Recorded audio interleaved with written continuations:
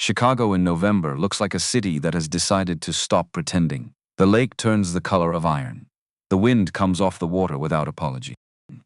And 32 floors above Michigan Avenue, inside a glass tower that cost more to build than most people will earn in a lifetime, 14 men in expensive suits are about to make a decision worth $2 billion. Pull back further. The city below, 3 million people, none of them watching. Move closer. The building. The elevator is a second floor. A conference room. Still, a man at the head of it, pen in hand, the signature line. Everything is going exactly as planned. Then a door opens. Not the main door. The service entrance. A woman in a gray uniform pushes cleaned inside. Nobody looks up. Nobody ever does. She crosses to the corner, lifts the trash bin, and then, just for a moment, she leans in. 5 words. The pen stops. The pen was already in his hand. That was the thing nobody talked about but afterward. How close it was. How the pen was already uncapped, already positioned, already angled toward the signature line at the bottom of page 31. Garrett Whitfield did not consider himself a lucky man. He considered himself a prepared man, a careful man. A man who read every footnote and questioned every number and never, not once in 15 years of building a company from a leaking roof in Wicker Park to a glass tower on North Michigan Avenue, signed anything he hadn't read 3 times. Which made what almost happened that Tuesday morning even harder to explain, because he had read the contract 4 times. 112 pages of merger documentation from Crestline Partners, reviewed by his legal team, cross-checked by his CFO, and cleared by Edmund Strauss, board chairman, former corporate litigator of 40 years, a man whose face made juries instinctively believe him. Edmund had seen the documents, all of them. The complete package is delivered by Crestline's team. Everything checked out. Everyone said so. So the pen was in his hand. 14 people around the conference table. Coffee cups and leather folders and the quiet, expensive sound of success about to happen. Morning light through the floor-to-ceiling windows caught the Chicago skyline in that particular November way. Gray and gold and cold and somehow still beautiful. Brendan Forsythe sat 2 chairs to Garrett's right, smiling, which should have been the first thing Garrett noticed. Because Brendan was not a smiler. He was a pacer, a coffee refiller, a man who chewed pen caps and checked his phone under tables and said relax approximately 40 times before any major deal closed. But that morning he was still settled, patient, like a man who already knew how the story ended. Garrett didn't notice, because the pen was in his hand and the signature line was right there, and 15 years of 60-hour weeks were sitting on the other side of that line. You don't notice things when you're looking at 15 years. You just look at the line. And then the door opened. She didn't knock. Nobody knocked when they came in to empty the trash. That wasn't how it worked. The cleaning staff moved through conference rooms like water around stone. There, then gone, barely a ripple. Garrett registered her the way he registered the coffee cart. Peripheral functional, not unkind, just not noticed. She was young, late 20s. Blonde hair pulled back in a low knot, a few pieces loose near her temples. The gray and green uniform of the building's contracted cleaning service. A cart with a black liner bag and a small spray bottle clipped to the side. She said, "Sorry to interrupt, I'll just grab the bin." Nobody looked up. The bin was in the corner. 30 seconds and she'd be gone. The merger was waiting. She crossed to the corner bin, picked it up, turned back, and then she didn't leave. Instead, she moved toward Garrett's side of the table. Calm, unhurried, reaching for the small seat beside his chair. She crouched down, adjusted the liner with both hands, taking her time. Then she leaned in, not dramatically, not in any way visible from across the table. Just close enough that when she spoke, only one person in that room heard it. 5 words, quiet as a breath, certain as gravity. "Don't sign, they're stealing from you." The pen left his hand. He didn't throw it, didn't gasp, didn't do anything that would read as significant to anyone watching. The pen just stopped being in his hand and was on the tables instead. She was already moving away, back to her cart, back to the door. Not rushing, not looking back, as if she'd said nothing at all. "Garrett?"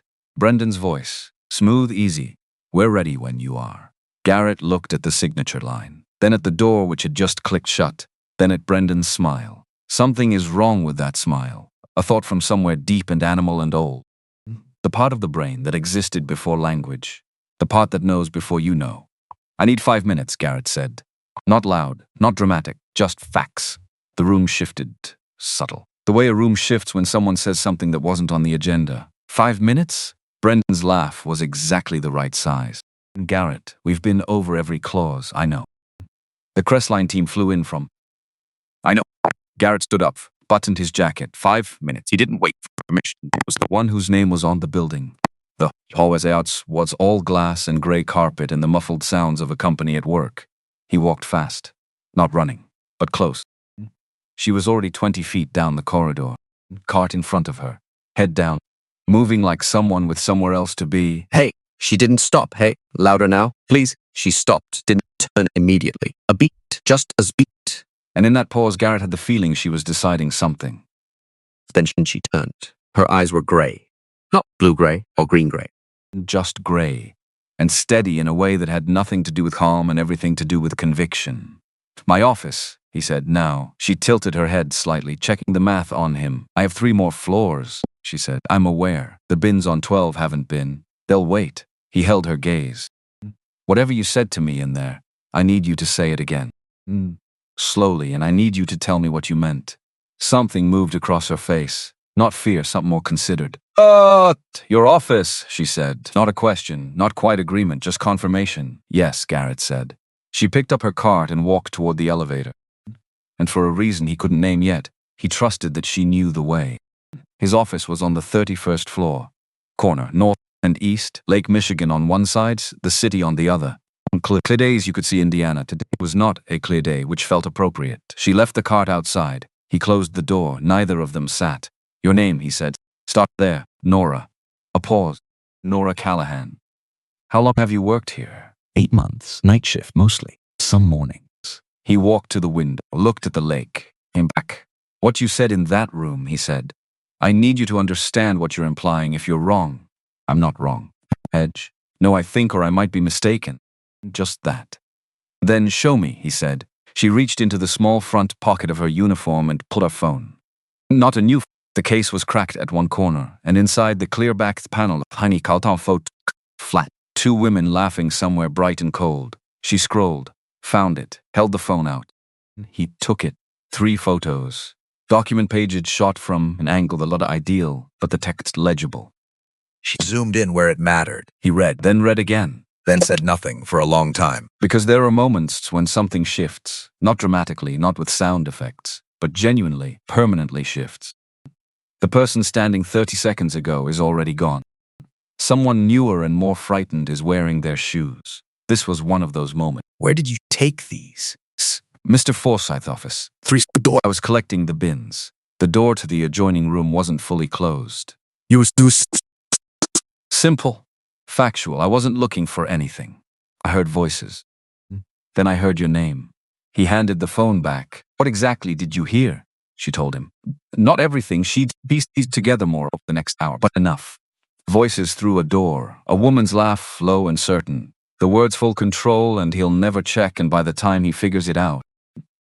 Garrett listened the way he always listened. Completely. Without preparing his response, without waiting for his turn. He took it in. The woman. He said. I didn't see her, but you heard her voice. Yes. Would you recognize it again? A pause. Yes. He walked to his desk, sat down, not the performative CEO version, not leaning back and steepling fingers.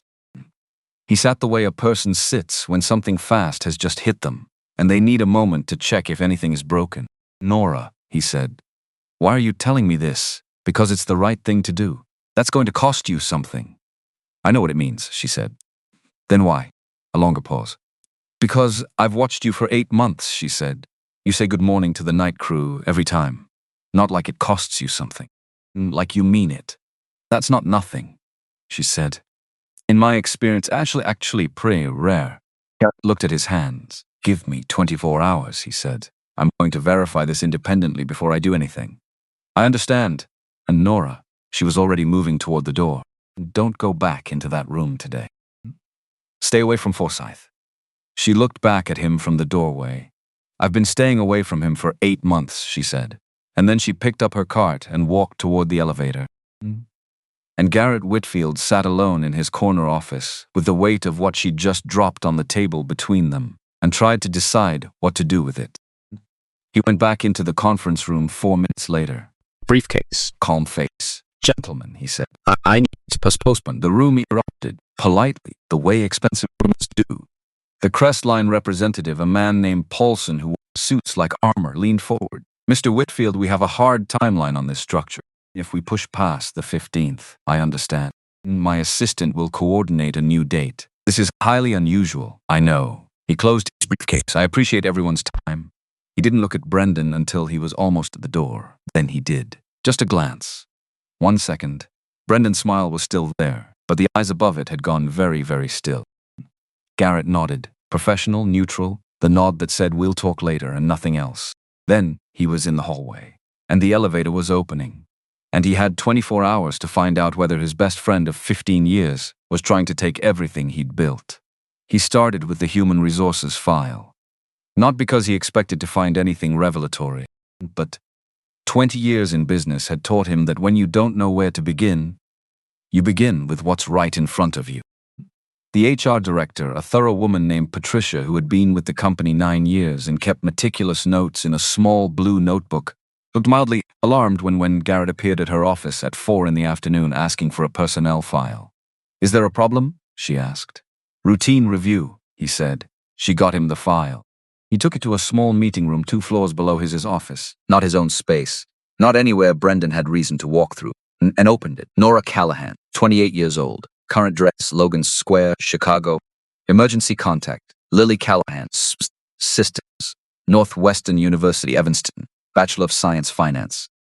Graduated with honors. Employment history, Hargrove and Reed Financial Consulting, Chicago. Junior analyst, then analyst. 18 months. Reason for departure, personal circumstances, Kirkson's current position, Facility Services Associate, Whitfield Capital Solutions. Start date, 8 months prior. He read it twice, then sat back and looked at the wall. Personal circumstances. The phrasing designed to mean nothing. The corporate language of a door closed quietly, no scene, everybody moves on. Northwestern with honors. 18 months at a respected consulting firm. And then cleaning floors in a tower on Michigan Avenue. Not because she couldn't find something else. She clearly had the degree, the experience, the analytical ability to identify a fraudulent clause in a legal document while holding a trash bag. She could have found other work. So why hadn't she? He looked at the emergency contact again. Lily Callahan, sister. He typed the name into his phone, added Chicago and Northwestern Memorial. Waited. What came back was not hard to find. It never is when someone has been sick long enough to leave a trail. He put the phone down, sat with what he'd found. Then he did something he told himself was an overstep and did anyway. He pulled up Hargrove and Reed. Just the basics, just to understand the shape of where Nora had come from. A solid mid-tier firm, good reputation for cross-entity work and corporate financial analysis. The kind of place where a Northwestern honors graduate would be a strong hire from day one. The kind of place that should have been a foundation, not a ceiling. And then he found it, not buried, just not something he'd have looked for without a reason. Hargrove and Reed's benefit documentation, publicly available on their careers page. Standard enough. Except for one clause in the medical coverage section. A 12-month exclusion period for pre-existing conditions on all complex procedures. He sat with that for a moment. Lily Callahan, 22. Congenital heart defect. A surgery that would require exactly the kind of coverage that Hargrove and Reed's plan specifically excluded for the first year, and then kept restricted through a secondary waiting period. Nora had left Hargrove and Reed 8 months ago. She had started at Whitfield Capital Solutions 8 months ago. He pulled up Whitfield's own benefits documentation from the internal drive. The cardiac surgery coverage clause. Comprehensive. No exclusion period for pre-existing conditions. Effective from the first day of employment. The first day, he closed the laptop. Nora Callahan hadn't left Hargrove and Reed because of a vague personal difficulty. She had left because the moment Lily's diagnosis came through, she'd done the math. She'd researched every employer in Chicago with an immediate, comprehensive cardiac coverage plan. She'd found the one that fit. She'd applied for the only open position available, and she'd taken it, without complaint, without explanation to anyone who hadn't asked. Not for sacrifice or asking for recognition. Just doing what needed to be done. He packed up the file. Returned to Patricia with a thank you that was warmer than she expected. Then he went back to his office and started making calls. Through an entirely separate channel, one that had nothing to do with Brendan Forsyth or anyone in that conference room, to verify what Nora had shown him. He was still on those calls at 7 p.m. when his assistant knocked to say she was leaving. "Go," he said. "I'll lock up." She nodded, hesitated at the door. "Mr. Whitfield, are you all right?" He looked up. Why do you ask? You postponed Tom the Creston signing said. You never postpone. He considered her for a moment. "I read something I didn't understand," he said. "I needed more time to read it again." She nodded slowly and left. He went back to the calls. He went home at 9. Lincoln Park, high ceilings. The particular silence of an apartment that had once had another person in it and now didn't. Not an empty silence, just a quieter one. He changed out of his suit, made coffee he didn't need, and sat at the kitchen table with his laptop. He pulled every file his CEO credentials allowed. Cross-referenced transaction histories, board memos, and the merger documentation he'd read 4 times. By midnight, he found the reference. Page 47, a footnote. See Addendum F for post-merger asset distribution schedule. He'd read page 47. He had not flagged the footnote because it had been there, small, technical, perfectly formatted, and the folder he'd been given had contained addenda A through E, all of which he'd also read. But not F, because F wasn't in the folder. He checked his email, physical files, shared drive his legal team used, the backup server. No Addendum F. A document referenced in the contract. A document that didn't appear to exist, or more precisely, a document that existed somewhere, just not anywhere he'd been given access to. He sat with that. He thought about Brendan. Not the Brendan from the documents. The other one. The one from Atlanta, mid-20s, cheap suit, bad hotel bar, arguing about discount rates until 2 in the morning because they'd both forgotten to stop. The one who had appeared at the hospital the night Sarah died without being asked. Still his coat because he'd driven straight from the airport, saying nothing, just being there. 15 years. 3 different offices, each one bigger than the last. He thought about Nora Callahan. Don't sign, so they're stealing from you. Said with the certainty of someone who wasn't guessing. He opened the company server, entered his CEO credentials, and started looking for a folder that someone had gone to considerable trouble to hide. He found it at 3:40 in the morning, nested inside a quarterly reporting archive from 2 years back, buried under legitimate files, labeled with an internal project code that looked like it belonged there, unless you already knew what you were looking for. He clicked it open. Addendum F, Post-Merge Asset Restructuring and Distribution Protocol. He read the first page, then the second. He set down the coffee mug he'd been holding cold for an hour. Because here was the thing about reading a legal document at 4 in the morning when you're looking for the truth. In a moment, I want you to just being language and becomes arithmetic. When the clauses stop being words and become numbers, and the numbers stop being abstract and become real. After the merger, under the terms of Addendum F, Garrett Whitfield would retain 18% equity in the newly restructured entity. 82% would transfer to a holding company called Crestline Holding Group LLC, registered in Delaware. Established so 2 shareholders, V. Forsyth, S. Voss. Garrett didn't move. He sat in his kitchen at 4 in the morning with the laptop open and looked at the two names, read them several more times in case they changed. They didn't change. He thought about the conference room, the 14 people, the pen in his hand, the signature line, how close. He thought about the woman Brendan had been speaking to through that partially open door 3 weeks ago. The woman whose voice Nora recognized. A specific laugh, she'd said, like someone enjoying something private. S. Voss. Serena. He closed his eyes. Serena Voss. 35 years old. They had dated for 2 years. She had ended it calmly, reasonably. "We want different things in life, Garrett, you know we do," and he had accepted the way he accepted most things that came with a reasonable explanation attached. He had not questioned it. He had trusted the explanation because he trusted her. S. Voss. On a Delaware holding company established 14 months ago, which meant she and Brendan had started planning while she was still with Garrett, while she was still learning what she needed to know. He closed the laptop, sat in the dark for a long time. Then he opened it again, went back to the server, and dug deeper. Because if there was an Addendum F, there were emails. And if there were emails, he needed to find them before morning. He found them at 5:15. A folder labeled with an internal project code, the same naming convention used for legitimate files, designed to be invisible unless you were already suspicious. 43 emails. Brendan and Serena. 14 months of correspondence. He didn't read all of them. He read enough.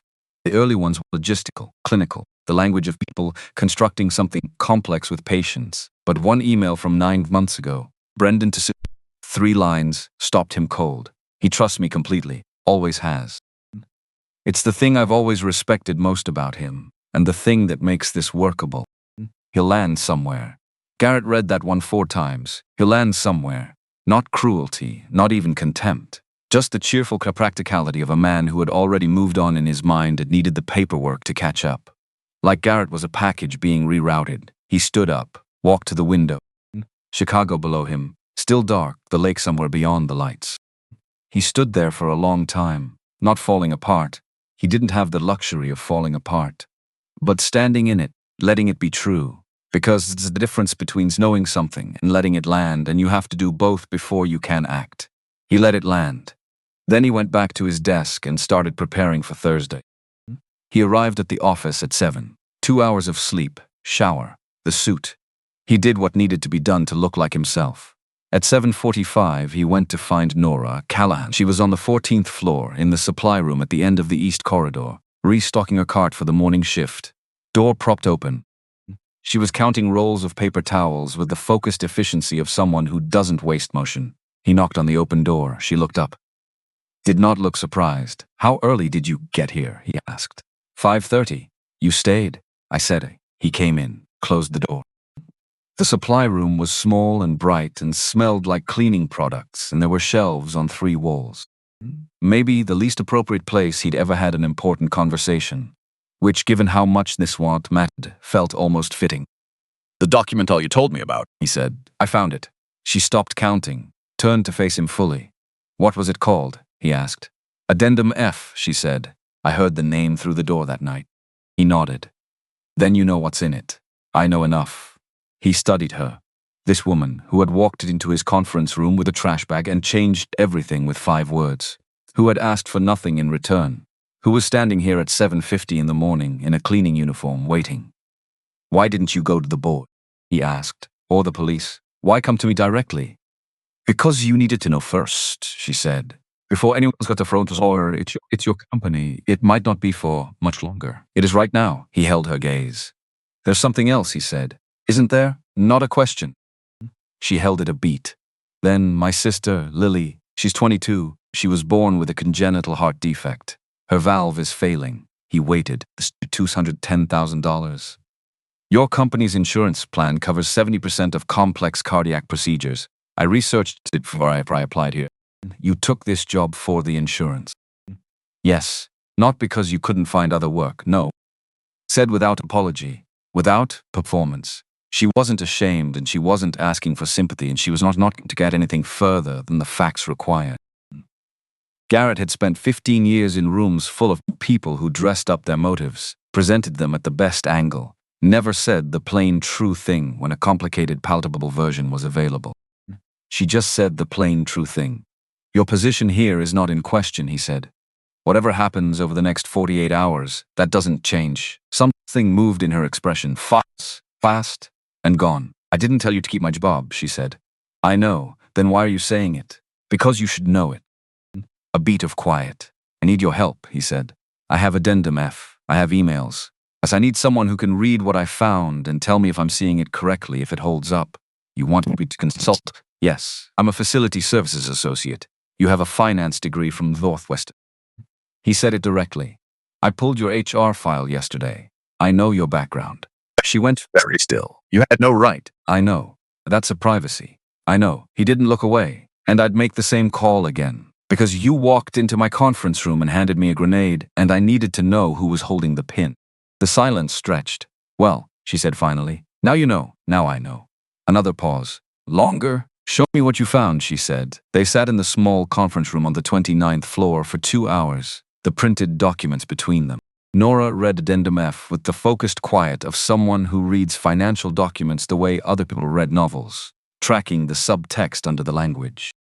She caught 3 things Garrett had missed, then a 4th. Here, she said, tapping a subsection on page 6. This language about post-transfer operational structure. It's not just about equity, it's about liability. If you sign this, you retain the company's existing debt obligations while transferring the income-generating assets. Garrett looked at the section, so they get the revenue. And you get the debt. And when the debt becomes unserviceable, you're personally liable. Because your signature is on record as CEO, and the N2 holding company is a separate legal entity. He sat back. This isn't just theft, he said. No, she agreed. It's demolition. Carefully designed to look like a merger until it's too late to argue otherwise. They looked at each other across the table. How long did this take to build? He asked. She looked at the dates across the documents. The addendum is dated 14 months ago, but the holding company was established 16 months ago. So they started before they ever brought you the initial merger concept. Before they walked into my office with a proposal. Before you shook anyone's hand, she said. He thought about Brendan calling him last spring, excited, voice carrying the particular energy of Van who found something. Garrett, I've been talking to some people. There's an opportunity. I think this could be the one. And Garrett thinking, yeah, maybe this is it. Feeling proud. Feeling like they were doing something real. I need more time, he said. And I need to be careful. If Forsyth finds out I know, He'll try to accelerate. move the signing up, apply more pressure. Yes, so acts normal. Keep teeth. Don't change anything visible. Can you do the same? She looked at him as though the question was almost amusing. I've been doing exactly that for 8 months, she said. He studied her face. This woman who had been carrying this. Alone quietly for 2 weeks, while doing her job, while managing her sister's illness, while deciding whether, when, and how to say something to a man who had every structural reason not to listen to her.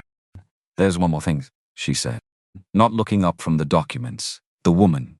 With Forsyth that night. A pause. I didn't see her, but I heard her laugh. Specific. Like she was enjoying something private. Garrett, something cold moved through his chest. Because he knew that laugh.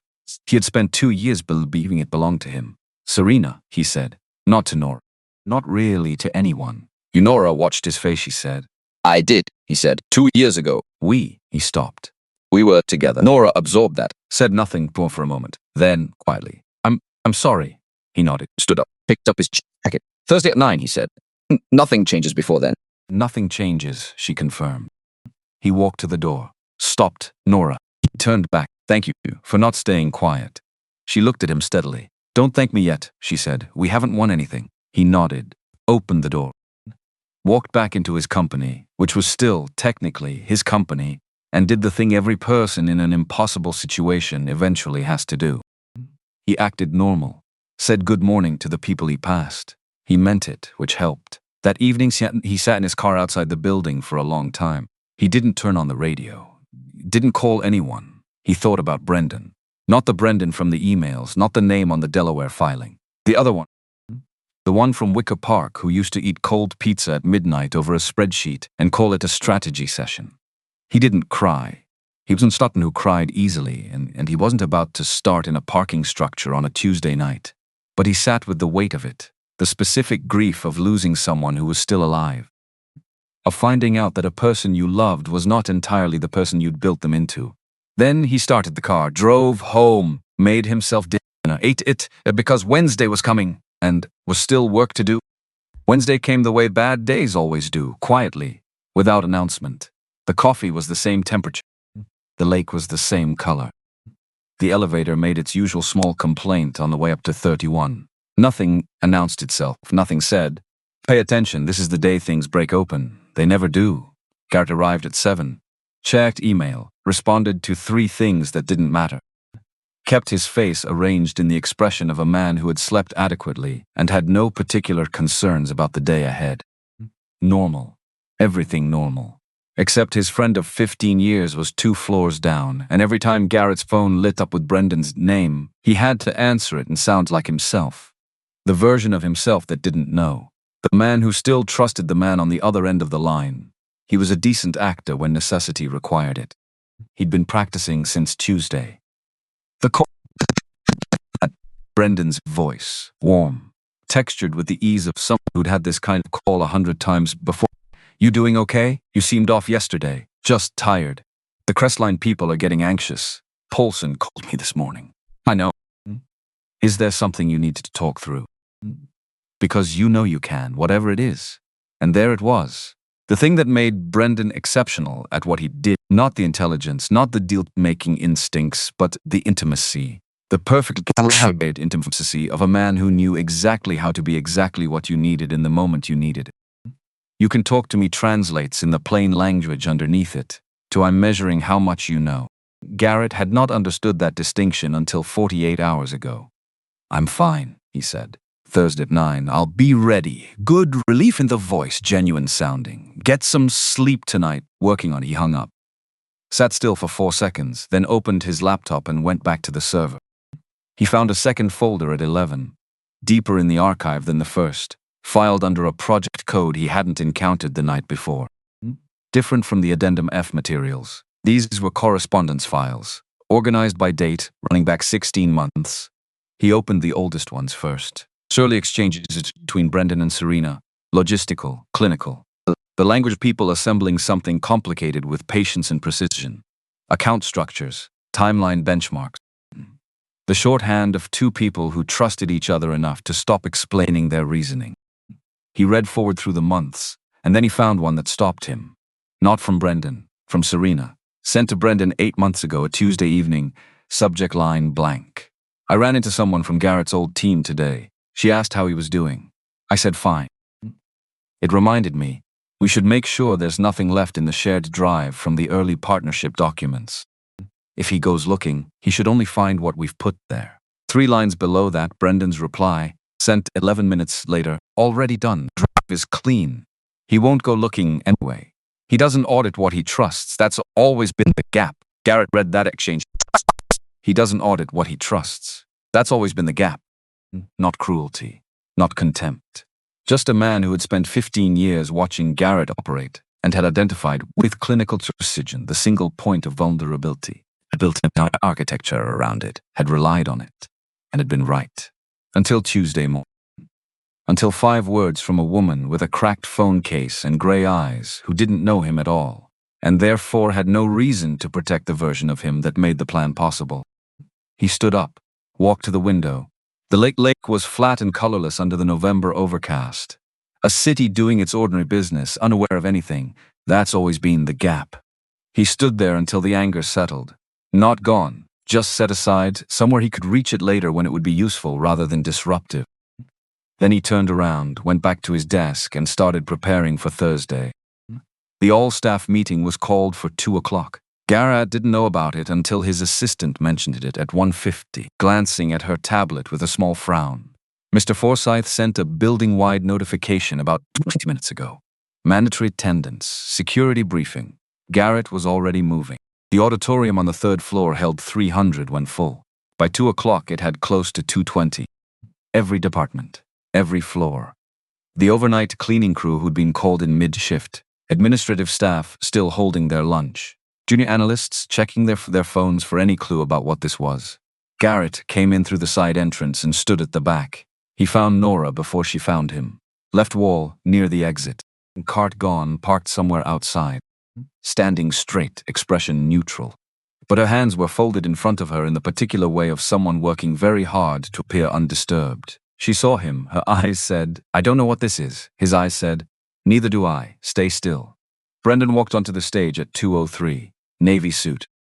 The good one. The one he wore when he needed to project serious competence and reluctant authority simultaneously. He carried the gravity of a man delivering news he had tried to avoid. He was very good at this. Garrett had always admired it. He understood now why Brendan had developed the skill so thoroughly. Thank you all for coming on short notice, Brendan said. Microphone clean, voice carrying well. I wish the circumstances were different. But I have a responsibility to this company and to each of you, and that responsibility requires me to be direct. The room settled into attentive quiet. Over the past 72 hours, our security team identified a serious breach of confidential documentation. Specifically, photographs of sensitive internal contracts were taken by an employee using a personal device in restricted areas outside authorized working hours. A ripple through the crowd. The particular nervous energy of 200 people realizing one of them is about to be named. Want to be clear that this was not a minor infraction. The documents in question relate directly to our current merger discussions. Under federal statute, this constitutes corporate espionage. Garrett's eyes moved to Nora. She had gone very still. After a thorough review of security footage and in consultation with our legal team, we have identified the individual responsible. He looked toward the left wall. At Nora Callahan, Facility Services. Would you please come forward? 200 heads turned and Garrett Whitfield stood at the back of the room and felt the floor drop out from under him. She walked, that was the thing. She just walked, no hesitation, no visible panic. Head up, shoulders back, crossing the auditorium floor while 200 people watched and Brendan stood at the front with exactly the right expression. Reluctant, pained, doing what the situation demanded. Garrett's jaw was tight. Say something. His own voice, interior sharp. Step forward, open your mouth right now. He didn't move because he had addendum F on a server. He had emails. He had the beginning of something real, but not enough. Not yet documented, not yet verified through the independent channels he needed.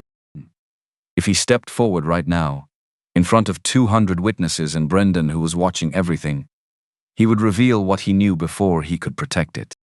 Brendan would move. Evidence would disappear. 14 months of careful construction would evaporate overnight. He told himself that. He believed it was true. He also knew it was not the only reason he was standing still. And that knowledge sat in his chest like something sharp. Mrs. Callahan, Brendan said, with the sorrowful authority of a man who takes no pleasure in this. Our security system logged your entry into the executive corridor on the 29th floor at 11:40 p.m. on the 14th of this month, outside your assigned area, outside authorized hours. He clicked a remote. Security footage appeared on the screen behind him, timestamp visible. A figure in a gray and green uniform in a corridor she wasn't supposed to be in. We also have footage of you photographing documents on a restricted desk. A second image, less sharp, but readable. The photographs match confidential contract documentation currently under legal review. He let that sit, let the room process it. Nora stood in front of the stage and said nothing. She looked at Brendan with those gray eyes that gave nothing away, and she waited. We are not pursuing criminal charges at this time, Brendan said. However, your employment with Whitfield Capital Solutions is terminated, effective immediately. You'll be escorted from the building. Your final paycheck will be processed by end of week. He swept the room with a look designed to include everyone. I want to be clear, this is not about one employee. Every person in this room depends on the integrity of this company. When that integrity is threatened, we act without hesitation. Applause, not universal, but enough. The anxious applause of people relieved that the problem has a name and that name isn't theirs. 2 security guards appeared at Nora's sides, and then she looked at Garrett. Across the room, through 200 people, found him without searching, as though she'd known exactly where he was standing the whole time. She didn't say anything. She didn't need to. Her eyes said everything. You know the truth. You're standing right there, and you are not moving. Garrett opened his mouth, closed it. The guards began moving toward the exit. Nora turned, walked between them. Back straight, head up, not performing dignity, simply having it. The way she'd always had it, from the first day in this building, in a uniform that wasn't her true size, and a job that was beneath her training, and a situation that would have broken most people at the knees. She walked out of the auditorium without looking back. The door closed behind her. The room exhaled, and Garrett Whitfield stood at the back with his hands at his sides and felt not guilt exactly, worse than guilt. The specific weight of a choice made in a moment when there was still time to make a different one. Choices, once made, don't get lighter. They just become the thing you carry. Brendan found him after. When the room had emptied and the hallway had returned to its ordinary sounds and 200 people had gone back to their desks, rest assured that the problem was solved, Brendan appeared at Garrett's shoulder. A hand on his back. Warm. Easy. I know that was hard, Brendan said. She seemed... Garrett looked at the hand. Said nothing. But the company comes first. You know that better than anyone. A brief squeeze. We can't have people compromising the merger at this stage. No, Garrett said. We can't. Thursday is going to be a good day. Brendan clapped his shoulder once lightly, the gesture of an old friend. I really believe that. He walked away down the corridor. And Garrett stood in the empty hallway. Cold. Clear, of course he does. Because he still thinks you don't know. You have until Thursday morning. Move. He drove himself. No car service, no assistant knowing his destination. He drove west through the city as the afternoon light died, down streets that got narrower and quieter the further he went from the financial district. Logan Square. The address from her file. Old brick buildings with fire escapes that had developed their own character over decades. Corner stores with hand-lettered signs. A park where November had stripped the trees down to their honest architecture. He parked in front of her building. 3 stories, the paint on the front door scuffed at the base from years of being kicked open when hands were full. An intercom panel with 12 buttons. He found Callahan on the 2nd floor, pressed it.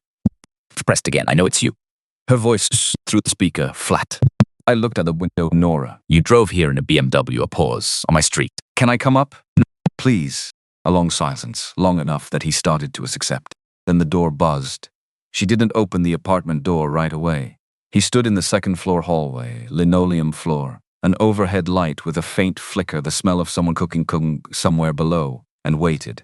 When the door opened, she had changed out of the uniform, jeans. A gray sweater with the sleeves pushed up, the fabric worn soft from many washings. Her hair was down. She looked younger this way. She also looked like someone who had cried recently and decided to see it firmly that she was finished doing that. She looked at Tim. You didn't say anything. It's not an accusation, not anger. Exactly. Fact. I know. 200 people, I know. You were standing right there. A thread of something in her voice now, just a thread, just enough. I saw you, I know. She stepped back from the doorway. Not an invitation exactly, just not a refusal either. He came in. The apartment was small and arranged with the care of someone who had learned to treat limited space as a design constraint rather than a deprivation. Everything clean. The furniture was older but well kept. On one wall, photographs, 2 women configurations of their lives together. Outdoors, indoors, and clearly at a northwestern graduation. Nora on a gown and a younger woman beside her in a yellow dress, both of them lit from the inside. Is that Lily? He asked. Yes. He turned away from the photographs. Nora was standing with her arms crossed, not closed off, just holding herself together in the way people do when they're not sure they're done being angry yet. I was a coward, he said. She looked at him. Yes, she said. You were. No softening. No, I understand the position you were in, or it must have been complicated. Just, yes, you were. Said without cruelty, but without comfort either. He took it. I have more, he said. Since last night, 14 months, of course, 10,000s, the banking records, the names on the Delaware filing. He stopped. The woman with Voss that night, her name is Serena Voss. She and I were together 2 years ago. I know, Nora said quietly. He looked at her. How? The way you said her name. In your office on Tuesday, it wasn't the first time you'd said it. He nodded.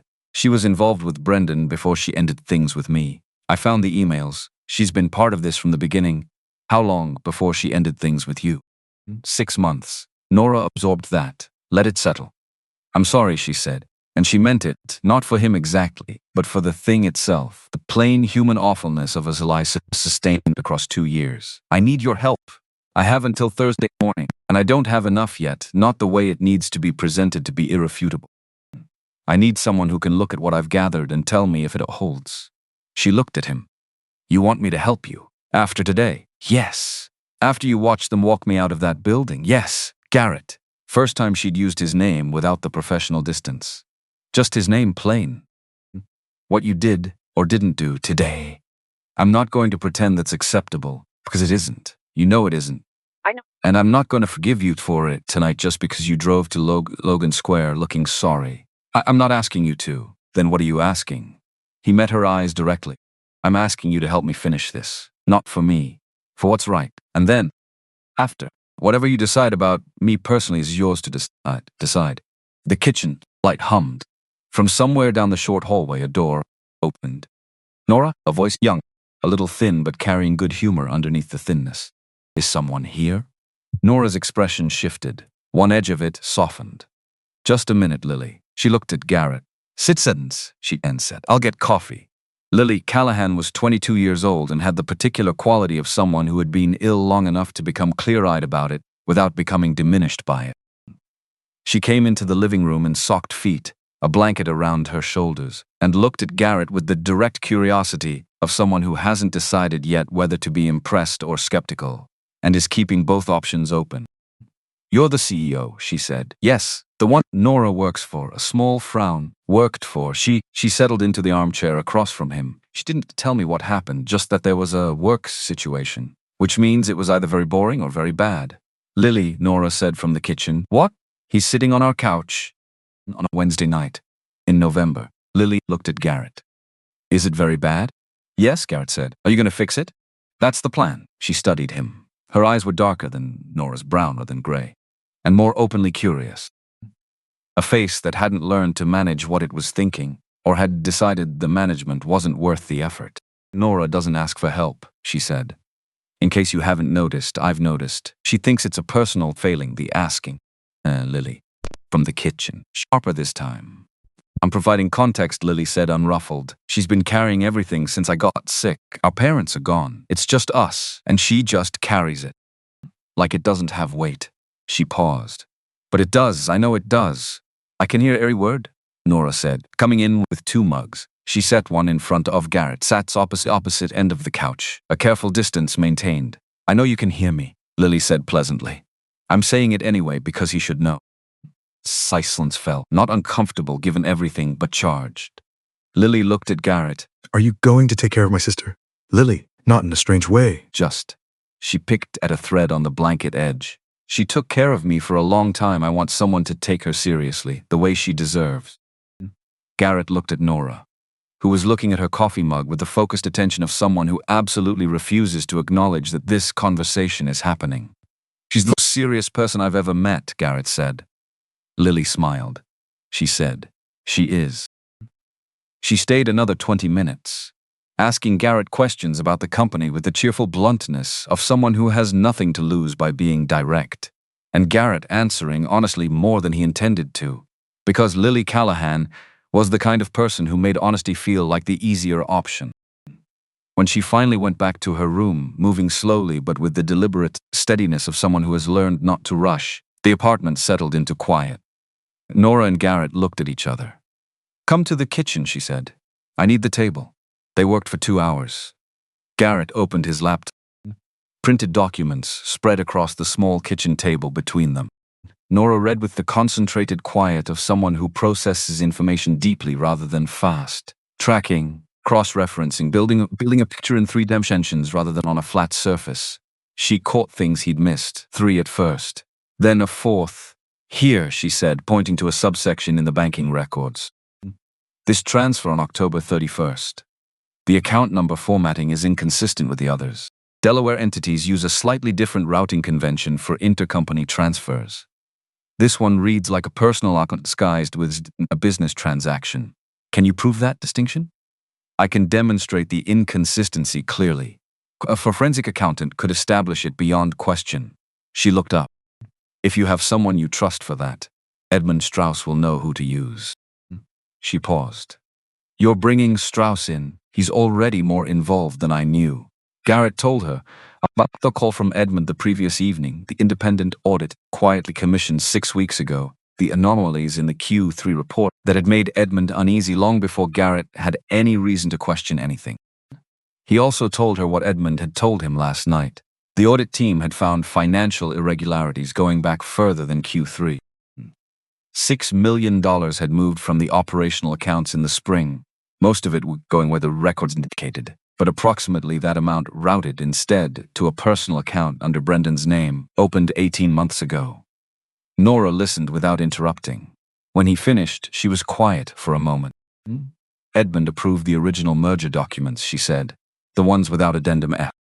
Yes, he saw the complete package as delivered by Crestline's team. Addendum F wasn't part of that package.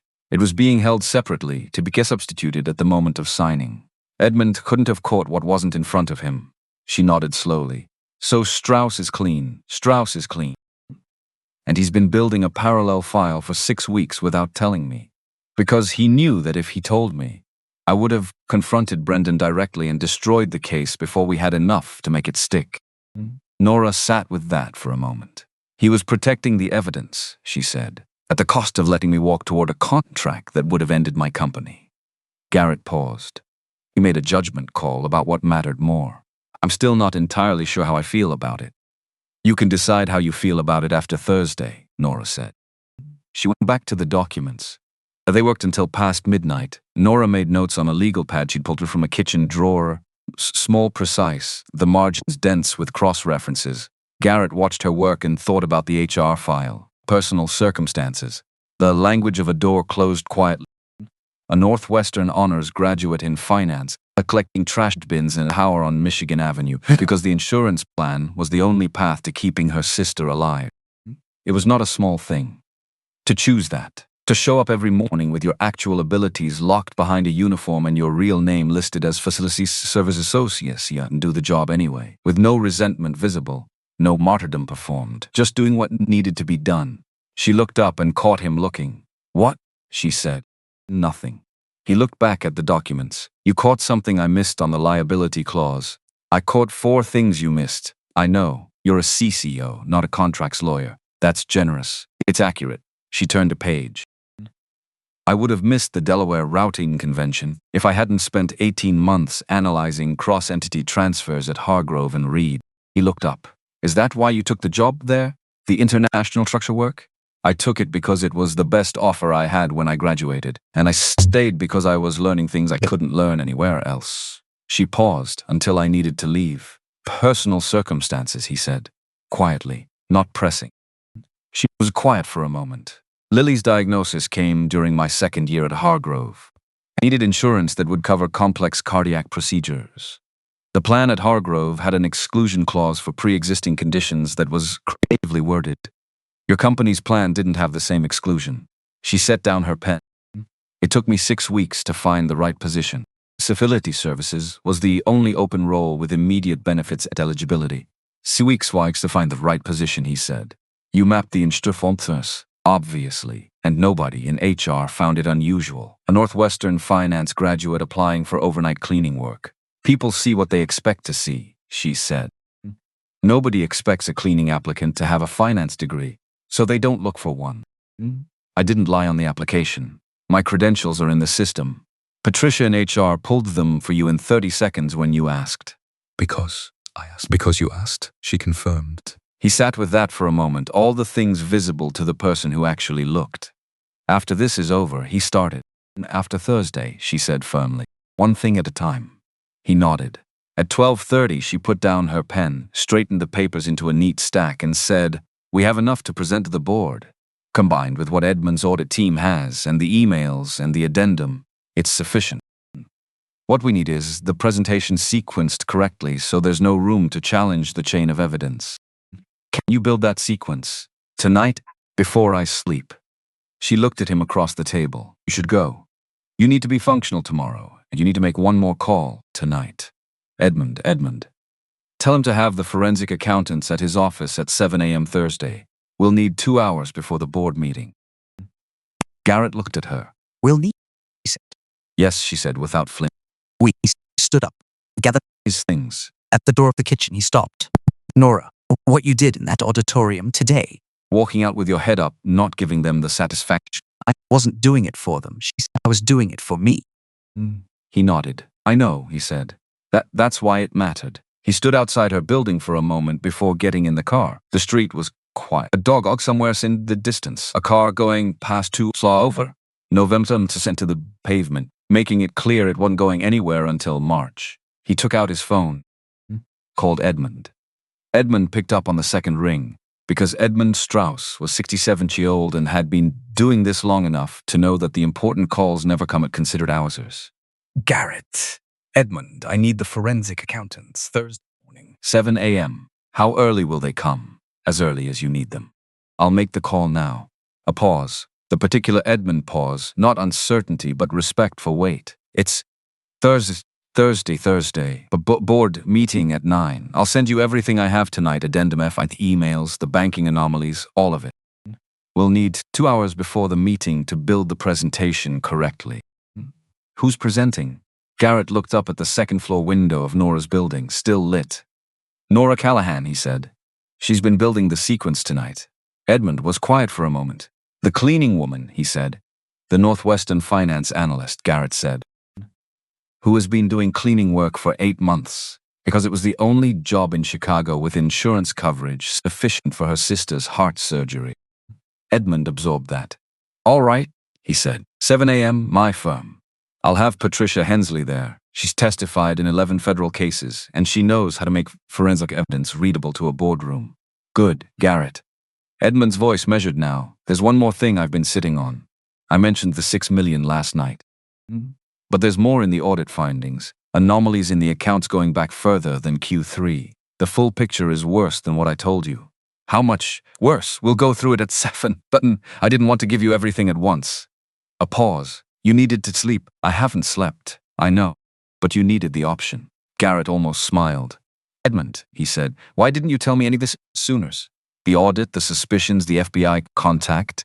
Because you would have called Brendan, said simply. Not an accusation, just the plain truth of it. And Brendan would have moved the money, destroyed the files, and we would have had an uncomfortable conversation and an expensive lawsuit that he was positioned to win. I needed you not until you had to. You let me walk toward that contract. Yes, for 6 weeks. Yes. Edmund didn't apologize, didn't explain further. I made a judgment about what mattered most. You can tell me I was wrong after Thursday. Garrett looked at the lit window above him. 2 people, in different ways, had been carrying pieces of this without telling him. Because they both, in their different ways, had concluded that telling him at the wrong moment would have cost more than the silence. He didn't know yet if he agreed with either of them, but he understood. 7 a.m., he said. 7 a.m., Edmund confirmed. Get some rest, Garrett. Even an hour. He hung up, stood on the sidewalk one more moment. Then he took out his phone and sent one text. To Nora. Edmund confirmed. 7 a.m. at his firm. Forensic accountants will be there. Send me what you've built tonight when it's ready. He put the phone in his pocket and walked to the car. Before he reached it, his phone buzzed. A text from Nora. Sending in an hour. It'll be enough. Get some sleep. You need to be convincing, sir. He read it twice. Then, her reply came fast. Thursday morning, boardroom. Will you be there, Bob? Longer than her usual pace, then I'll be there. But Garrett, don't thank me for it. Not yet. He got in the car, started the engine, pulled out onto the quiet Logan Square street and headed east toward the lake, toward Lincoln Park, toward whatever passed for sleep on the night before everything either broke apart or held. The city moved past the windows, lit and ordinary and going about its business. 3 million people who had no idea that tomorrow morning, in one glass room, 32 floors above Michigan Avenue, something was going to be settled. He drove, and in an apartment behind him, on a street where November had made its intentions clear, Nora Callahan sat at her kitchen table with a legal pad and a laptop and built the case that was going to save a company, clear her name, and cost her exactly nothing more than it already had, which was already quite enough. Thursday arrived like a verdict. Cold, clear. The kind of November morning that makes no promises and no apologies, just light and ice and the particular stillness of a city that doesn't yet know what's about to happen inside one of its glass towers. Garrett was awake before his alarm. He'd been awake, if he was honest, since 4. Lying in the dark with the ceiling above him and the lake somewhere beyond the windows and the full weight of the day pressing down. Not dread, exactly. Something more like the feeling of a spent a week running from a truth and has finally turned around to walk directly toward it. Terrifying. And underneath that, something close to relief. He showered, put on the charcoal suit, the one Sarah had picked out years ago, the one he wore when things genuinely mattered and he wanted to remember why. Drank off the kitchen, watching the sky move from black to gray to the pale gold of early morning over the lake. Then he picked up his phone. One text to Nora, sent at 6:40. Today, 3 seconds past. I know, I'm already up. He almost smiled at that. Almost, how's Lily? Like a normal person. Are you nervous? Longer pause this. Yes. You? He looked at the lake. He typed back. See you at Edmund's. He put the phone in his pocket, picked up his briefcase, and walked out the door. Edmund Strauss's firm occupied the 14th and 15th floors of a building on Wacker Drive that had been there since 1962 and communicated this fact through every material choice. Dark wood, high ceilings, the smell of old paper and serious coffee.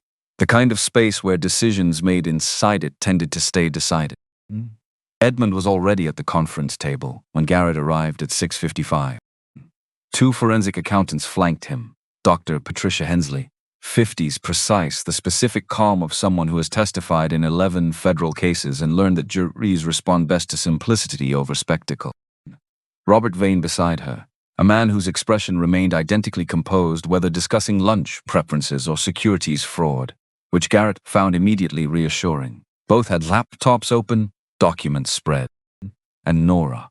She was standing at the window when Garrett walked in, dark blazer, pressed slacks, hair pulled back cleanly. She'd found something borrowed, maybe, or stored from another life, that fit the version of herself she'd set aside 8 months ago when she filled out a facility services application and didn't explain why.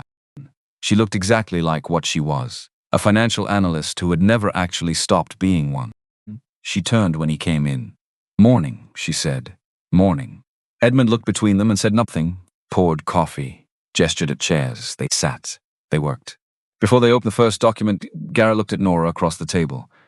"The materials you're presenting today," he said, "walk me through how you have them." She met his eye. "The night I was escorted out, I still had 11 minutes of system access before IT processed the termination. Standard protocol runs on a delay. The security badge cuts first, the digital credentials follow." She paused. "I used those 11 minutes to emails from my work account to my personal address. Addendum F. The email archive folder containing Brendan and Serena's correspondence. The transaction summary showing the April through July transfers. You did that while the guards were waiting. I did that while I was gathering my personal items from my workstation, which is what I was asked to do." She held his gaze. "I didn't take anything that wasn't already in the system. I didn't access anything outside my normal permissions. I used a standard email function to send files that were accessible to any employee with network credentials." A pause. "My credentials were still active. I was still an employee. So the materials are legally obtained," Edmund said from across the table. "I had our counsel review this at 6 this morning. There is no breach." The files were sent within her authorized access window. Using company systems she was entitled to use until the credential termination was processed. He looked at Nora. "It was well done." Nora looked at Garrett. "I wasn't planning it," she said. "I was prepared. There's a difference. Planning assumes you know what's coming. Preparation is for when you don't." Garrett nodded. They opened the first document. 2 hours. That's what it took to build the case into something irrefutable. Dr. Hensley found 3 additional irregularities in the transaction records that Garrett had missed. Cross-entity transfer structures to appear routine but routing funds through an intermediary account, registered to a name that matched neither Crestline Partners nor any legitimate subsidiary. Robert Vane traced the Delaware holding company through 3 layers of registered agents to a law firm in Wilmington that had, in the past 5 years, established 47 similar shell entities. 9 of those were currently under federal investigation. "That won't be in today's presentation," Edmund said when Vane raised it. "Too complex for a boardroom in real time, but it becomes significant when federal prosecutors begin their case." Garrett looked at him. "When?" Edmund confirmed. "We're past the question of if."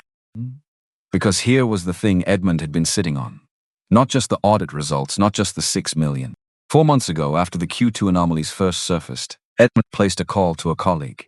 The colleague had a contact at the Chicago field office of the FBI. That contact had a name, Agent Derek Malone. Financial crimes, 16 weeks of quiet preliminary investigation.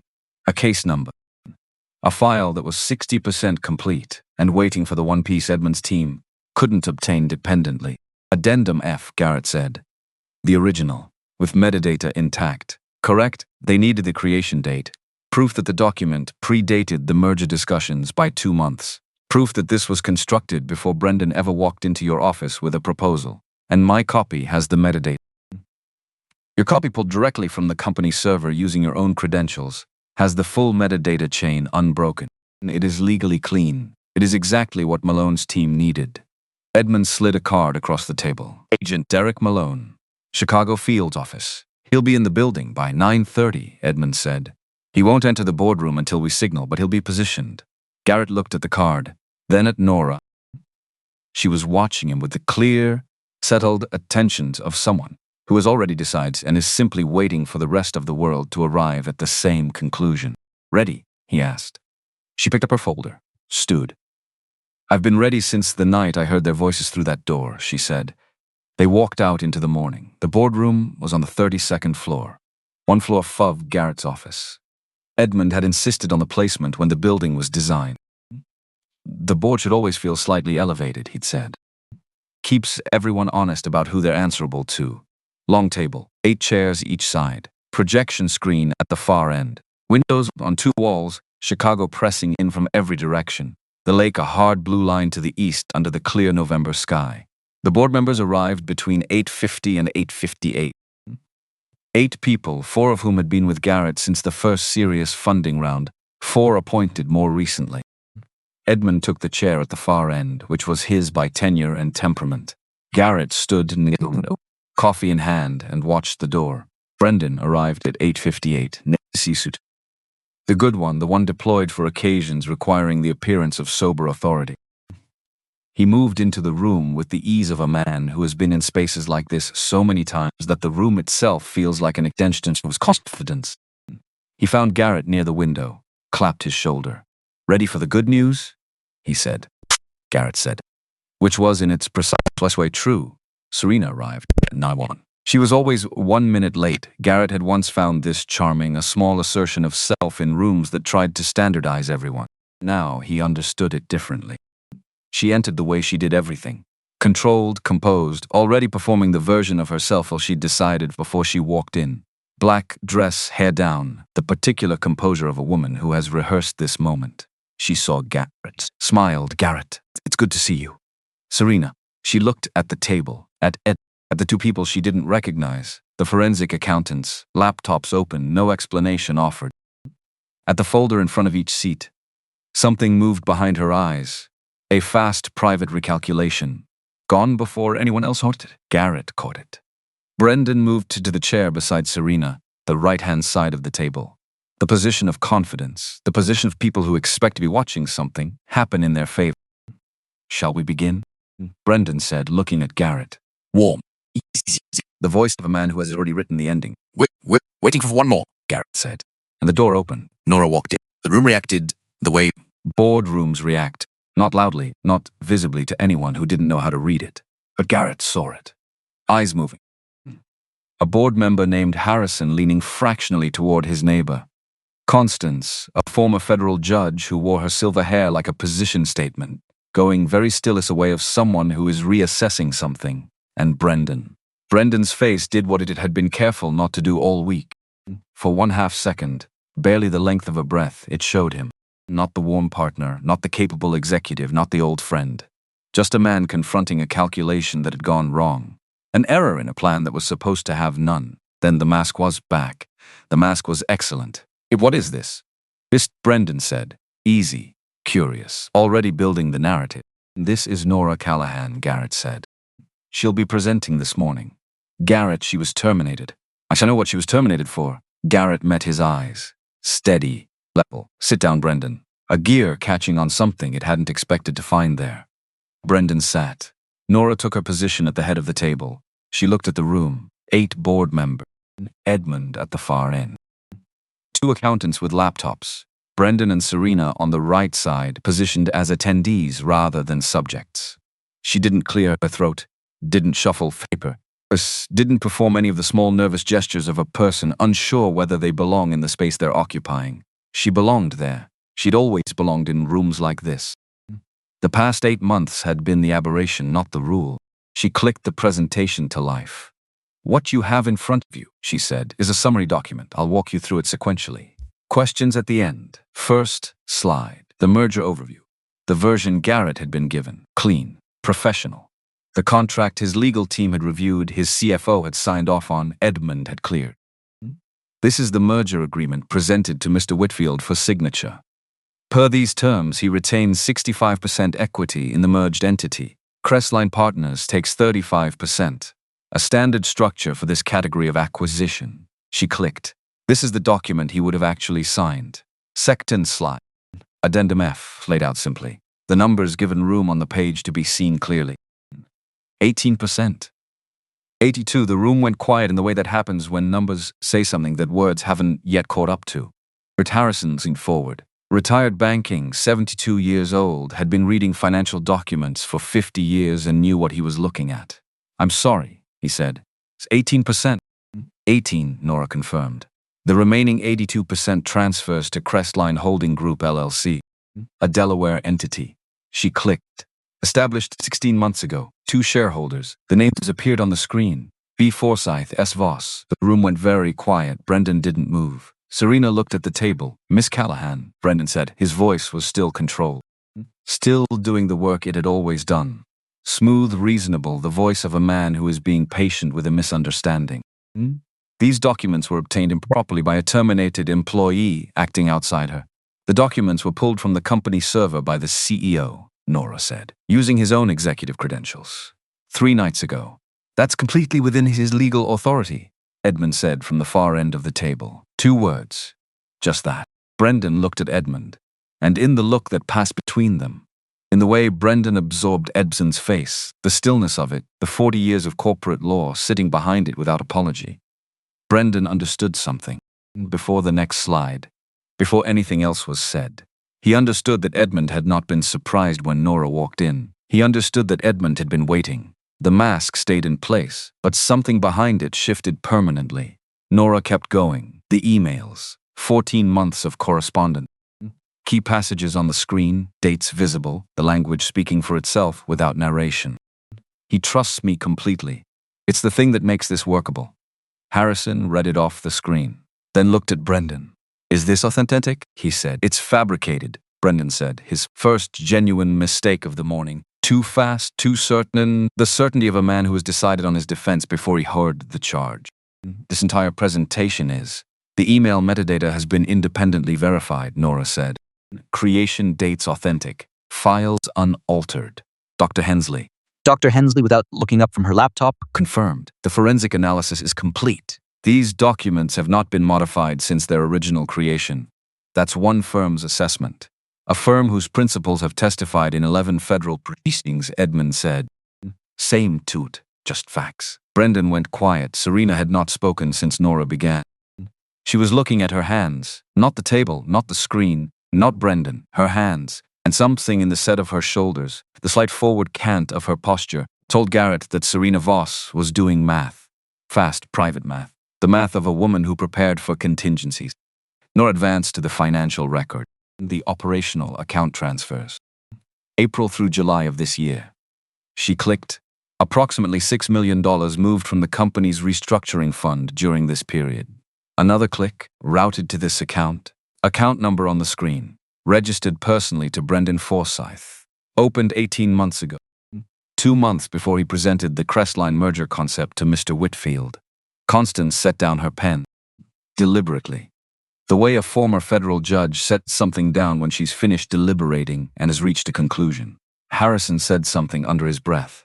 And then Serena Voss stood up. Not dramatically, not like a performance. Like a decision that had been building since the moment she walked in and saw Edmund's face and understood that the room had been arranged against her before she arrived. She reached into her jacket pocket, removed a flash drive, small, unremarkable, the kind of thing you could carry for months without anyone noticing. She set it on the table in front of Edmund. I want a proffer agreement, she said. clear, ice clear. The voice of a woman who has rehearsed this sentence in private more than once. Brendan stared at her. Serena, don't. She didn't look at him.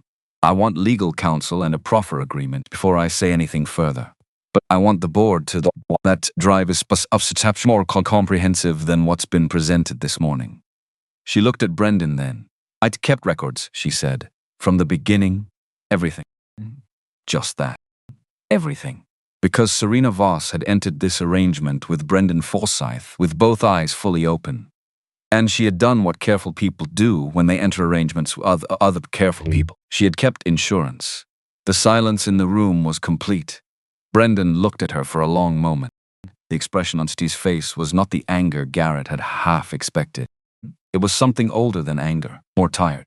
Of course you did. Brendan said. Not an accusation. Just recognition. The recognition of a man who built a plan on the assumption that everyone around him was as calculating as he was and finds out too late that he was right. The door at the far end of the room opened. Agent Derek Malone walked in. 48 years old, gray suit, no tie, the unhurried authority of a man who has been waiting in a hallway for exactly the right moment and has learned that patience is not the same as passivity. 2 colleagues with him. He looked at the room, assessed it in the time it takes to breathe, looked at Edmund, who nodded once. Brendan Forsyth, Agent Malone said. I need you to come with me. Brendan stood slowly. He straightened his jacket, smoothed the front of it. These small, automatic gestures of a man who spent his entire professional life managing how he appeared in rooms, maintaining them now out of something that was probably closer to muscle memory than dignity. Then he looked at Garrett, directly, across the table. For the first time since he'd walked into the room that morning, 15 years in that look, both of them knew what was in it. The bad hotel bar in Atlanta. The first office, the one with the leak in the ceiling they'd covered with a bucket and a joke. The year the company nearly didn't survive and they'd kept each other moving. The night Sarah died and Brendan had arrived without being asked and stayed without saying much because he understood that presence mattered more than words. All of it true. And also, all of it existing alongside everything else. You were always going to do the right thing, Brendan said. Not accusing, not bitter, just stating a fact about a man he'd known for 15 years. I knew that. I just thought I could move fast enough to make it not matter. Garrett looked at him. He had prepared over the past three days for many versions of this moment. He had not prepared for this one. The weariness of it, the absence of performance. The early years were real, Brendan said. I want you to know that. Garrett held his gaze. I know, he said. And he meant it, which was the hardest part. Agent Malone waited. Brendan walked out between the two agents unhurried, composed, the bearing of a man who had decided some time ago how he would conduct himself when the moment he'd calculated against finally arrived. Serena went separately. She walked beside the third agent willingly, already speaking in the low, careful tones of a woman who had her exit strategy prepared before the entrance was complete. The flash drive went with Edmund. The door closed. The boardroom sat in a silence that was not empty. It was full, packed with everything that had just happened and everything that would come next. Harris cleared her throat. Well, he said, just that, just the word doing the work of a paragraph. Constance uncapped her pen. I'd like to call an emergency session for this afternoon, she said, to address interim operational structure and begin the process of formally voiding the merger documentation. Agreed, Edmund said. I'll have our legal team file with the Delaware Court of Chancery before noon. The room began to breathe again, carefully, the way rooms do after something large has moved through them and left the furniture rearranged. Garrett looked at Nora. She was gathering the documents from the projection table, stacking them with the same precise efficiency she brought to everything. She didn't look up immediately. When she did, her expression was composed, settled. Not triumphant, something quieter than that. The face of a person who did what they set out to do and is still absorbing the fact that it worked.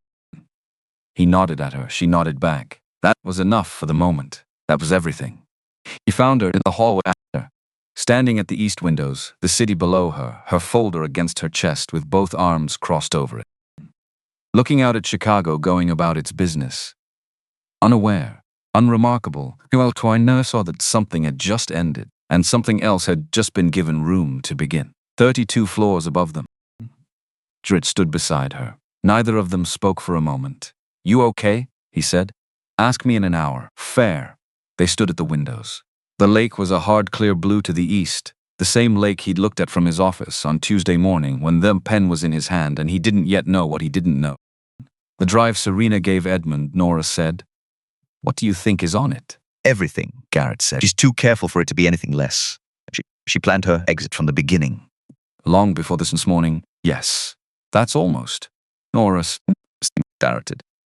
She looked at the city. What happens to her? Depends on what she gives Malone. A proffer agreement means cooperation. Cooperation means reduced exposure. She's already talking, he paused. She'll land some. He heard his own words. Heard the echo in them immediately. He'll land somewhere. Brendan's email, about him, said with cheerful practicality, the way you did us furniture being moved to a different room. He wondered briefly if Brendan would see the symmetry from wherever he ended up. Probably not. That was the thing about people who planned everything. They rarely planned for the part where things stopped going according to plan. Garrett, Nora said. He turned. I want to say something and I need you to let me finish before you respond. All right. She looked at him. What you did in that auditorium on Wednesday, the not saying anything. I'm not going to pretend I've stopped being angry about it. Because I haven't entirely. And I don't think I should have to. She paused.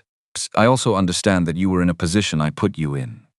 I came to you with information that was going to cost you something enormous, and I gave you 48 hours to figure out what to do with it. That's not a lot of time. He started to speak. I'm not finished, she said. He stopped. What I'm saying is, I understand the choice you made in that room. I don't think it was the right one. I think you could have found another way. But I also know that the reason you were standing in that auditorium instead of acting was because you were trying to protect something bigger than the moment. She looked at him steadily. That doesn't make it okay. It just makes it human. He held her gaze. That's more generous than I deserve. He said, probably, she agreed, but there it is. A pause. I want to offer you a position, he said, formal, salaried, with a title that reflects what you actually do. Garrett, Director of Financial Integrity. It's a new suggestion, though he says you should have the credit for making it necessary. Independent oversight of all major financial documentation before it reaches stage due to. You report directly to the board. No one in the operational chain has authority over your function. She looked at him. So my job would be to make sure what happened this week can't happen again. Yes, because of what I found. Because of what you found, how you handled it, and because you have the specific combination of credentials and judgment that the role requires. He said it plainly. This isn't gratitude wearing a job title. The position is real. Edmund drafted the terms this morning before we came upstairs. She was quiet. I need to think about it, she said. Take whatever time you need. And I need to know it's not provisional, that it doesn't depend on anything between us personally, whatever that turns out to be. The position stands regardless, he said. Whatever you decide about anything else. She looked at the city for another moment. Then yes, she said, I'll think about it. He'd learned over the past week what I'll think about it meant when Nora Callahan said it. It meant yes. He called Edmund from the elevator. How is it going in? Edmund asked. Constance is running the emergency session. She's thorough. She was a federal judge for 20 years. Thorough is her natural state. A brief pause. Paulson from Crestline called me an hour ago. The actual Crestline Partners firm. The legitimate one. The one whose name was borrowed without their knowledge. They're cooperating with Malone fully. Enthusiastically, even. They're more offended than anyone. Good. The Delaware court filing is done. The merger documentation is formally voided as of 11:40 this morning. Garrett leaned against the elevator wall. Edmund, he said, I owe you an honest conversation about the past 6 weeks. About what you knew and when. Yes, Edmund said, you do. And I'm prepared to have it. After you've slept. After I've slept. There's a time for accountability and a time for rest, Garrett. Today you rest. Monday we begin rebuilding. The elevator reached the lobby. One more thing, Garrett said. The position I'm creating, Director of Financial Integrity. I need it formalized by Monday. Terms drafted, salary benchmarked, reporting structure documented. I have the draft, Edmund said. I'll send it to you tonight. Edmund, yes, thank you. For the 6 weeks of not telling me.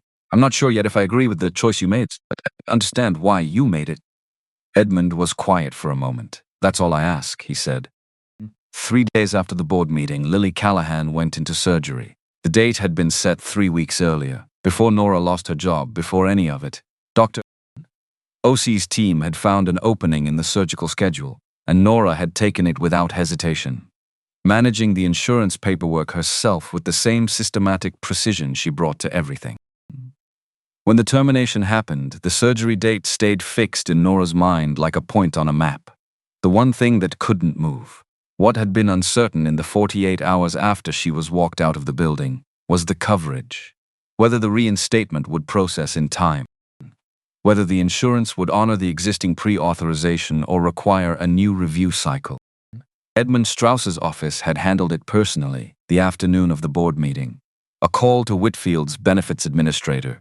Nora Callahan's employment reinstated effective the date of wrongful termination. Coverage uninterrupted. Pre-authorization standing. It had taken Edmund's assistant 11 minutes. So on the 17th of November, a Monday, Lily went into surgery at Northwestern Memorial. 7th floor, cardiac. The procedure was scheduled for 7 a.m. Nora arrived at 5:30. The nurse at the admissions desk noted gently that visiting hours didn't technically begin until 6. She looked at the street. She did not enforce this. Garrett arrived at 8:15. He hadn't called ahead. Just drove to the hospital, parked in the structure, rode the elevator to 7.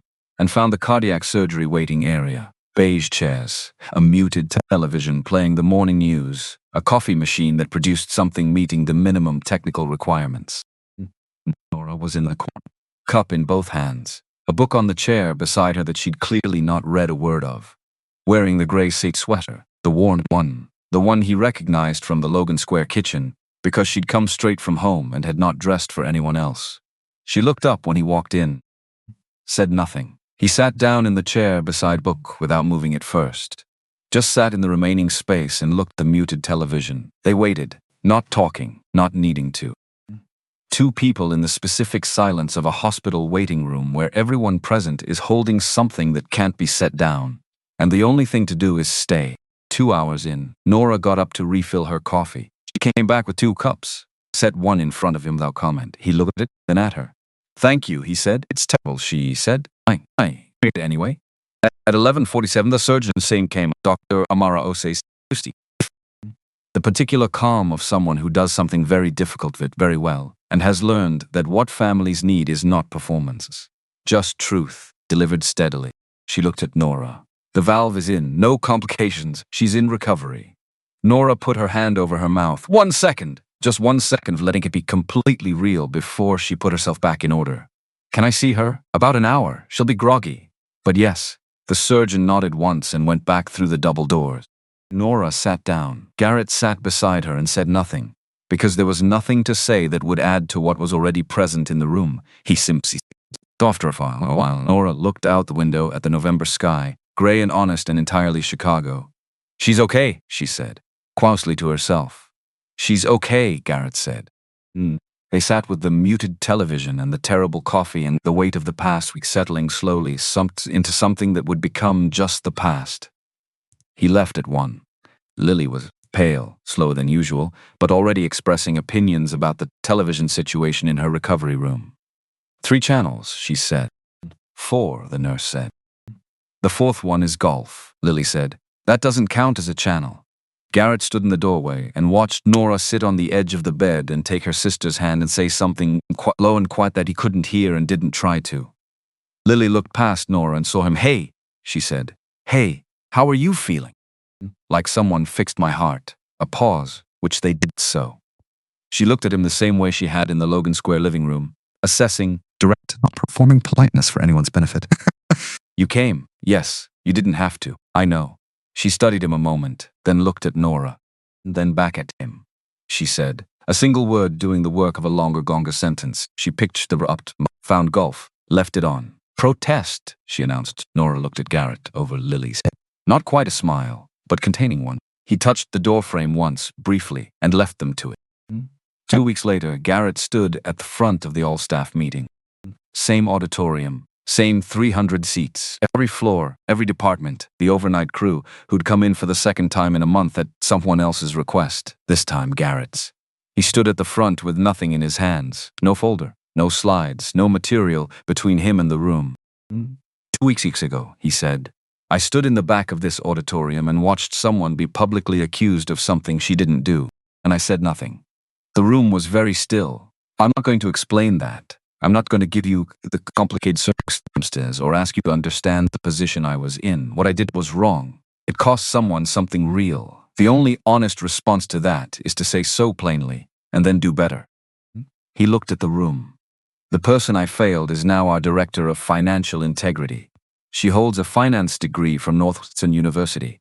She has 18 months of corporate financial consulting. She can read a fraudulent clause in a legal document faster than anyone I've worked with in years. He paused. She also spent 8 months on the overnight cleaning crew of this building. And I want to be clear. Those 8 months taught her things about how this company actually operates that no boardroom briefing ever could. He let that sit. We are going to be a company where the name on your badge does not determine whether your voice matters. This is not a value statement. It is not something that goes on a wall. It is a standard. It will be held. Starting today, he looked toward the left wall. Nora was there, same place she'd stood 2 weeks ago. Everything else different. She met his eyes. He held them for one moment. That's all, he said. The applause started the way real things start. A few people, Then more. Then the kind of sound that fills a room, not because anyone organized it, but because it was true. On the first of her new role, Nora sat in her office on the 32nd floor for 12 minutes before opening her laptop, west-facing. The city spreading out below toward the horizon, Wicker Park visible in the mid-distance if you knew where to look. The grid of streets where things had started, and where, in a different configuration, with different people and a different understanding, they were starting again. Her phone buzzed. "Garrett, you have a view." She looked at the window. West-facing, she typed back. West is good. "I can see Wicker Park from," she wrote. A pause from his end. "That's where Brendan and I started," he replied. "I know," she wrote. "I looked it up." Why? She thought about it honestly before answering. Because it matters where things start. It tells you what they were built on. His reply took longer this time. "What does it tell you?"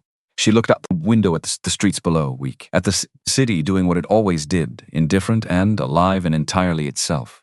"That you built something real," she wrote. "From something small, without knowing how it would go. That's not nothing." Minute passed. "No," he wrote back. "It's not then, nor yes. Coffee this week. Not a question." She noticed that. She looked at her laptop, still closed, at the folder of new protocols on her desk. At the first review cycle already scheduled for next month. Her name in the chair that would make sure what happened in November could not happen again. "Thursday," she wrote. "After 5. There's a place on Clark Street I've been meaning to try." Thursday at 5, he confirmed it immediately. "Garrett, yes, don't be late. I won't be." She put the phone down, opened her laptop, pulled up the first document in the queue, started working. 3 weeks after Lily came home from the hospital, Lily called Garrett directly. He didn't know how she'd gotten his number. He had a reasonable suspicion that Nora had nothing to do with it. "I want to know something," Lily said without any preliminary. "All right," Garrett said. "Do you understand what my sister did? Not the financial analysis, not the evidence part, the other part." He sat back in his chair. "Tell me what you mean." She had everything she'd worked for taken away once. Not dramatically, just quietly, the way it happens. The diagnosis came, insurance didn't cover what it needed to cover. She did the math and she made a choice. She took the job that kept me alive and she never said it was hard. Lily paused. And then she put that new thing she'd built, the job, the coverage, stability she'd constructed from scratch. She put all of it at risk for someone she barely knew because she thought it was right. Another pause. "I want to know if you understand what it costs to do that. When you've already lost something once and you know exactly how losing feels." Garrett was quiet for a moment. He looked at the lake through his office window. The same lake, the same window, the same view he'd been looking at on when the pen was in his hand, and he didn't know yet that everything was about to change. "Yes," he said. "I think I'm beginning to?" "Good," Lily said. "Because she won't say it about herself. So someone should." She hung up. He sat with the phone in his hand, then put it down, confirmed they had 5 in his agenda, and went back to work. Thursday came without announcement, the way good days usually do. The place on Clark Street was small and warm and had been there long enough to have a particular sense of itself. The kind of coffee shop that doesn't need to tell you it's good because it already knows. They took a table near the window. They ordered. They talked. Not about the company. Not about the board meeting or Brendan or Addendum F or any of the architecture of the past 3 weeks. They talk the way people talk when they are learning each other outside the context that first brought them together, which is slower and less certain and considerably more interesting. Garrett told her about Sarah, not the illness. He'd mentioned that already in passing. The person, who she was, how she'd been better at reading situations than anyone he'd ever known, and how he'd sometimes missed that quality so acutely it sat in his chest like a weight I'd learned to carry without showing. Nora told him about her parents. Gone when she and Lily were in their early 20s, an accident on the interstate outside Indianapolis. How she'd finished her last year at Northwestern in the months after, because her mother had cried in the parking lot on the first day of freshman year and made Nora promise to finish what she started. She had kept the promise. Outside, Clark Street moved through its ordinary Thursday evening. People heading home or heading out, cabs and buses in the specific Chicago cold that settles in November and stays until it decides otherwise. They were there 2 hours. Neither of them counted. When they walked out, Garrett put his coat on and looked at her. "Same time next week," he said. She considered him, the way she considered everything, genuinely, without performance, taking the actual amount of time the question required. Yes, she said. Same place, different place. I'll pick it. All right. She pulled her coat closed. Garrett, she said. Yes, thank you for coming to Logan Square that night. You didn't have to do that either. No, he said, but I wanted to. She nodded, turned toward the L station at the corner. Stop. For what it's worth, she said, not turning back. You were already becoming someone different before I said anything in that conference room. I could see it in how you ran things, how you treated people. She paused. I just gave you a reason to choose it faster.